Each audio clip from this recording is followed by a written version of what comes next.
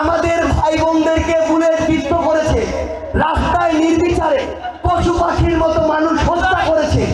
যেভাবে ওই নিথর দেহগুলো ট্রাকে ময়লার স্তূপের মতো নিয়ে গিয়েছে, এই ডকুমেন্টেশন গুলো আপনার জীবন্ত রাখতে হবে। একটা জিনিস মনে রাখবেন, ওই ফ্যাসিস্ট সরকার সবসময় চাইবে আপনার এই স্মৃতিগুলো ভুলিয়ে দেওয়ার জন্য। কারণ আপনি যদি এগুলো ভুলে না যান, তাহলে তারা আবার এসে ক্ষমতায় বসতে পারবে না।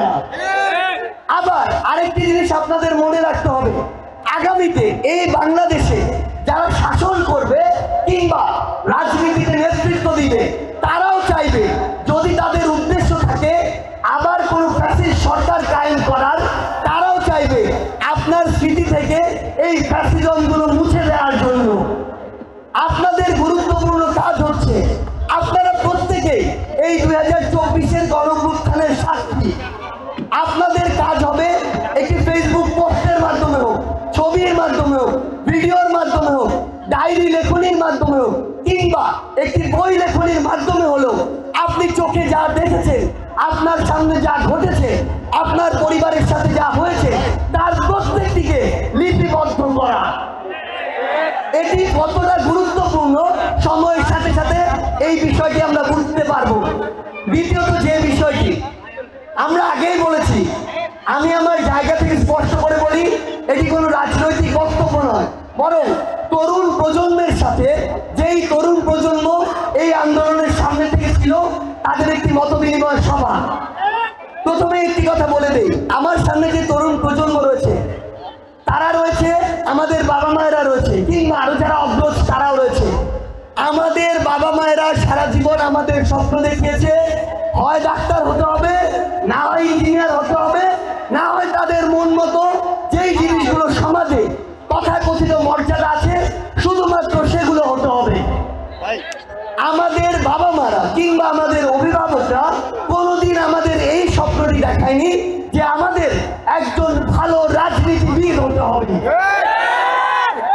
আমাদের একটি জায়গা স্পষ্ট করা প্রয়োজন, আপনি যে বাংলাদেশে আজকে থেকে যা কিছু খাচ্ছেন, যা কিছু করছেন, যে আইন মানছেন, যেই দায়িত্বগুলো পালন করছেন, যেই নীতি সংবিধানের মধ্যে আছে, যে রুলসগুলো মেনে চলেন, যেভাবে একটি দেশের সিস্টেম পরিচালিত হয়, তার প্রত্যেকটি নির্ধারণ হয় ওই জাতীয় সংসদ থেকে।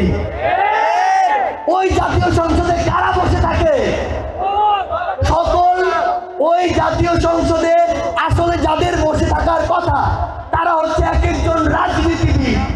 তাহলে যাদের দ্বারা একটি দেশের সকল সিস্টেমগুলো ফাংশন হয়, সেই রাজনীতির জায়গায় যদি ভালো মানুষগুলো না যায়, তাহলে দিন শেষে আপনি বাংলাদেশে যাই হন না কেন, আপনাকে ওই তুলনামূলক খারাপ মানুষদের দ্বারা শাসিত এবং শোষিত হতে হবে।